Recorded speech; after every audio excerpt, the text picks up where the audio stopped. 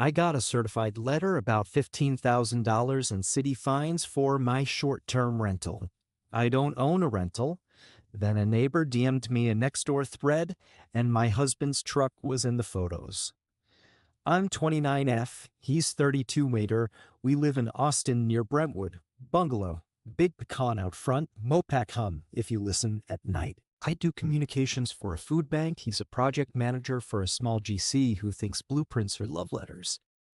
2 Thursdays ago, I opened a certified letter addressed to me from Austin Code. Notice of violation and administrative hearing, it said. Operating a short-term rental without a license, noise nuisance, occupancy violations, address 2109 E. Cesar Chavez. Fines to date $15,200. I laughed because that's what you do before you cry. Hey, is this you on Nextdoor? In screenshots thread titled Wild Parties Every Weekend, Illegal Airbnb. Photos of a craftsman with 20 college kids on the porch, balloons, Ubers stacked down the block, and this is the part where the air left my body, my husband's F-150 parked in the driveway, bed full of trash bags, and a box of towels.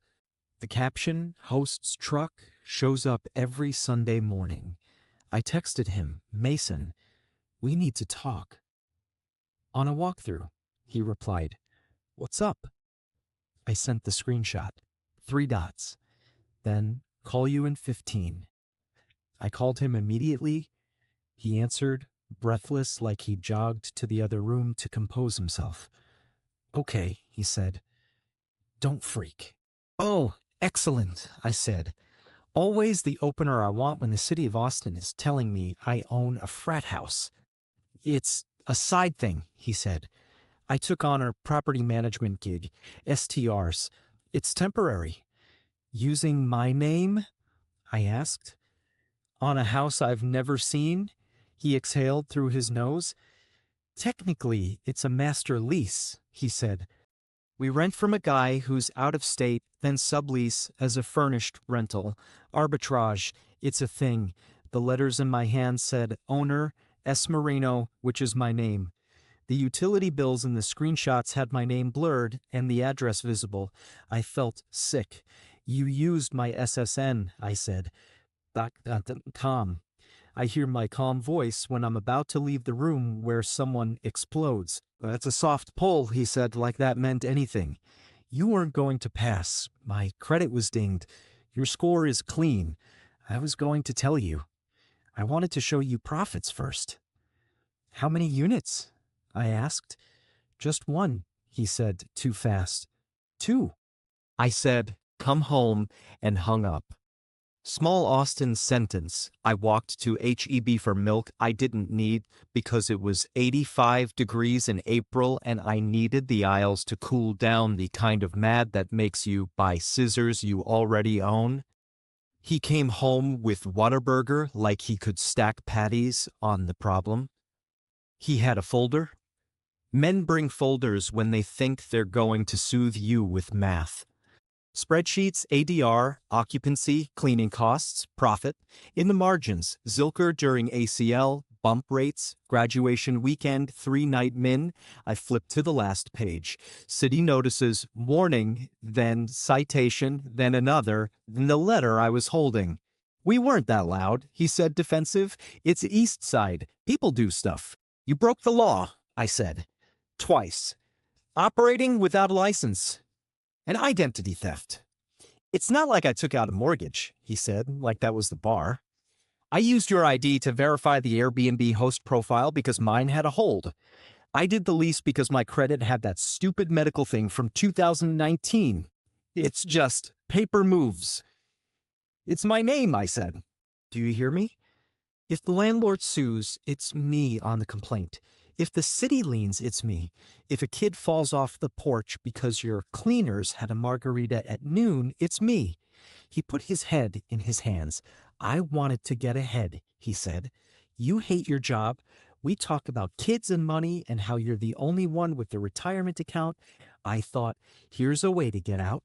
You wanted to be a guy on a podcast, I said. You made me the ad. The next morning I called Austin Code. A woman named Teresa answered like it was her 100th call that day. If you didn't authorize, she said after I explained, file a sworn statement. You'll still need to hire counsel for the hearing. The fines are against the operator. If the operator is you on paper and not you in reality, bring proof. We see a lot of friends helping that turns into identity theft. I called an attorney. I Googled Austin short-term rental attorney and picked the one with a website that didn't look like a scam.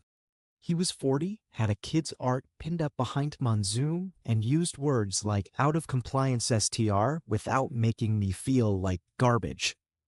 Good news, he said. The city didn't issue criminal citations yet. We can argue you were not the operator for penalty purposes. Bad news, the landlord can still sue for breach of lease. Even worse news, Airbnb will cooperate with law enforcement if it gets that far. We got his demand letter out to the landlord. Cease and desist, our client was impersonated, any sublease not authorized by owner. He fired back an email to me. Per your lease, no subletting. You owe damages. See you in court. It had a screen grab of my driver's license that was slightly crooked and the selfie I took in 2021 when the DPS made us do Real ID. I dry heaved. We contacted Airbnb Trust and Safety. Mason admits he used my ID. He said, everyone does it, like the teenage kids who used to tell me everyone forgets to cite sources when I taught at ACC. The rep said customer service things like, we take this seriously and we'll review, but they took down the listing within the day. That felt like one small plug in a ship with holes. Then the landlord's attorney served me at my house. Complaint, breach of lease, trespass, nuisance, damages. Plaintiff, a man in California who owns a dozen houses here and thinks Austin is a Roomba for his money. I know because I Googled him. Mason tried to grab the papers out of my hands. I said, don't, like you tell the dog when he stares at the cake. We had the hearing with Code a week later. Zoom square full of bureaucrats who had heard my voice before in other lives. I sit on panels sometimes. I raised my right hand and swore. I showed the lease. I showed the sublease clause. I showed our messages. Mason texting me pictures of the house I'd never visited with, what do you think of this rug? And me replying, what house is that? I sent the ID verification screenshot with the timestamp that showed he'd uploaded my license at 10:31 p.m. when I was asleep next to him. The hearing officer looked tired. We'll reduce fines to a warning if you can prove you're not the operator, he said. Don't let this house show up on any platform again. Mason started to say, I can explain, and my lawyer texted me, mute him. We got the fines dropped to $1,500, processing and investigation time because the city will always get something. The landlord still wanted blood. Their attorney called mine and said words like exemplary damages. My attorney said words like, your client adored cash under the table. See text where he approved visitors for extra fee. I moved into my friend Nora's guest room in Hyde Park with my dog. Mason moved into a short-term sublet of his own, which made me laugh because irony wants to be seen. He sent flowers. I left them in the lobby. He called me every morning at 8 and said, let me fix this. I let it go to voicemail. Small Austin sentence. I walked around the triangle at dusk and watched 5 separate people run with strollers and wondered when life got so heavy that we all push our burdens and call it cardio. Updates update 1. 2 weeks later, I froze my credit across all 3 bureaus. I put a fraud alert on my SSN. I changed the passwords on everything like a woman in a spy movie. I called City of Austin Utilities and asked where I could get a list of accounts held in my name. 2. The house on Cesar Chavez. Another on South First I didn't know about. Contact the fraud department, the rep said. I did. They flagged them and looped in legal. I cried at a change of service form like it had done this to me on purpose. The South First address was a 1-bedroom bungalow Mason had leased 2 months before the Cesar Chavez one. Same scheme. fewer fines. He'd stopped using it when the neighbor confronted him with a ring cam at 2 a.m. I didn't sleep that night. I ate queso out of the container with a spoon. The dog judged me and loved me anyway.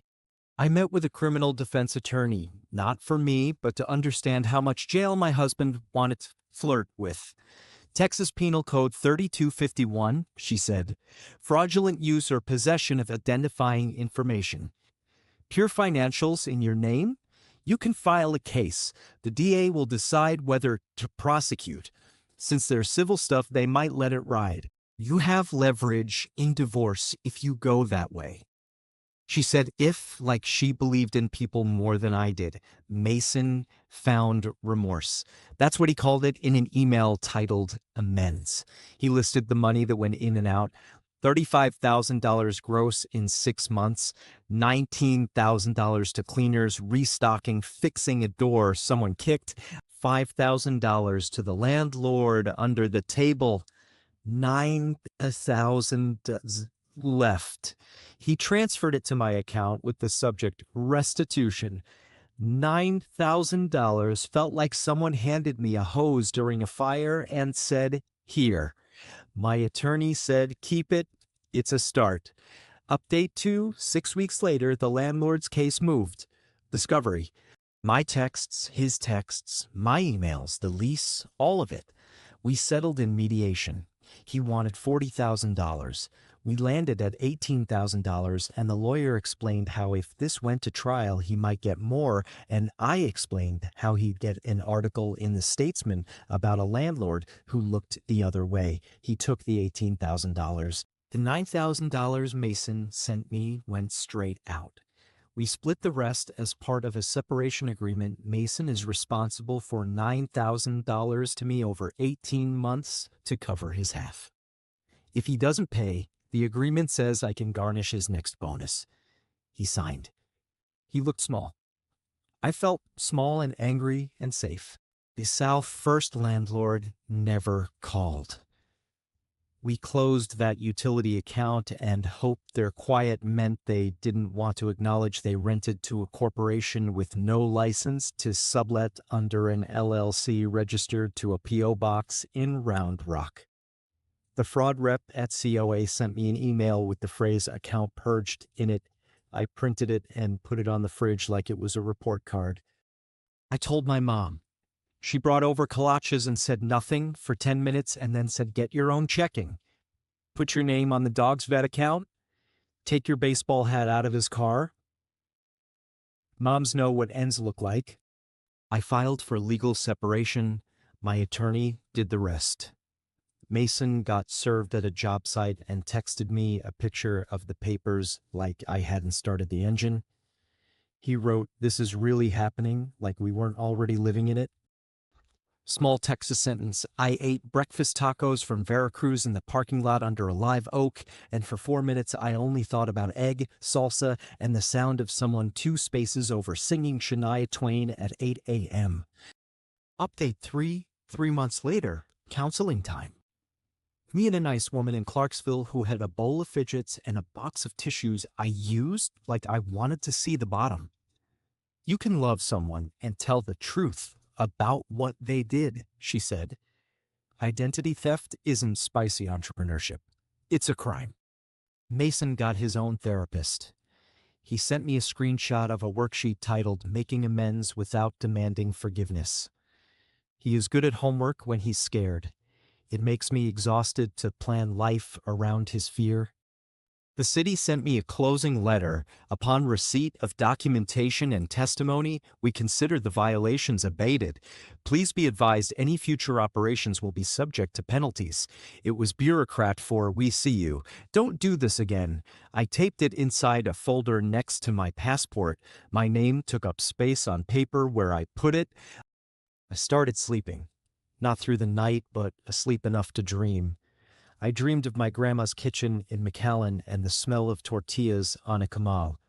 I woke up and checked my bank account. That switch took longer than I wanted.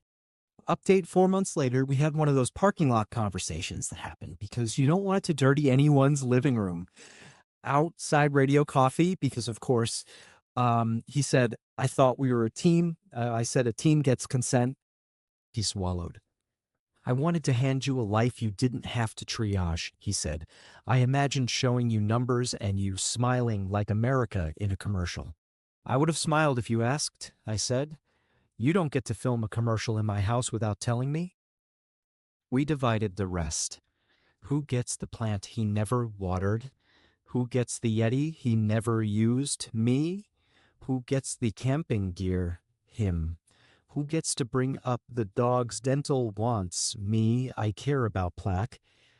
We wrote it down in a boring document that will outlast our feelings. Small USA local sentence. I took the dog to Red Bud Isle and watched him do zoomies in the water, and my heart felt like it had legs again. Update 5, 6 months later, my credit survived. I got the alerts. Nothing else in my name had been opened.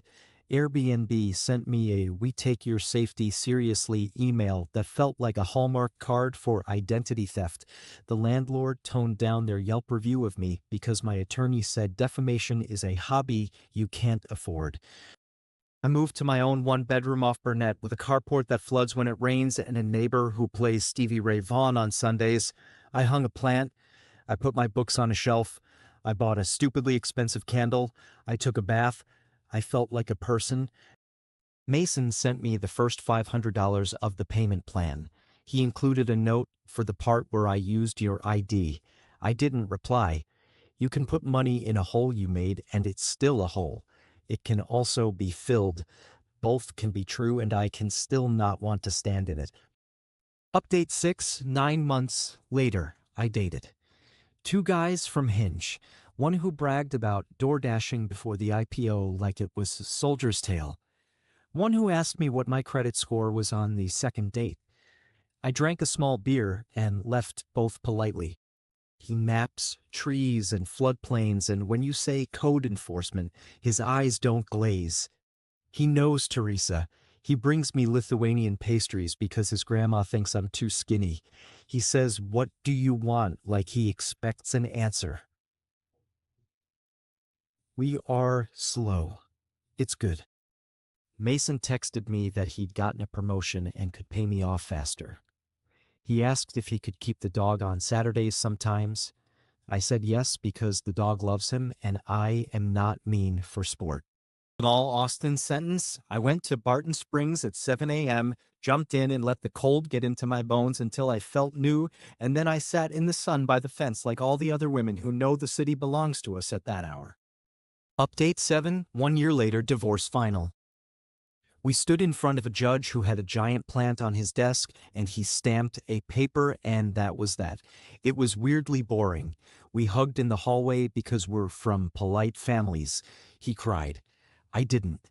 I cried in my car later listening to the Bones because sometimes you want a metaphor, and sometimes you let it sing. Code enforcement held an outreach meeting I went to because apparently my personality is fix systems while I heal from the humans. I told them they should send a big certified letter with host identity verification must be the one who operates in font size 80 and beg Airbnb to care. They nodded. Nodded. A woman in a staff polo told me she'd seen 3 women this month with my story. I brought brownies to Teresa's office with a thank you sticky note. She laughed and said, I can't take gifts, then half whispered, I will take one. For after lunch. Update 8, 18 months later. If you're reading this with a letter from your city in your hand, welcome. This is your map. Call code. Find the Teresa. Every city has one. Use their language. Operator. Non-licensed. Cease. Hearing. Lawyer up. The first consult will cost less than your sanity. Find someone who said STR and not meant short-term relationship. Freeze your credit. Put a fraud alert. Who cares if they're annoying? Annoying is fine. Ask utilities for a list of accounts in your name. Ask Airbnb for the ID verification logs. Ask the landlord for the lease with your signature. Ask the notary for their commission. Collect papers. Courts like paper. Say identity theft out loud. You're not being dramatic. You're being accurate. Ritualize small joys, Veracruz tacos in the car, Barton Springs at dawn. Watching a kid on a scooter beat a bus on Guadalupe, it helps. Leave if you want.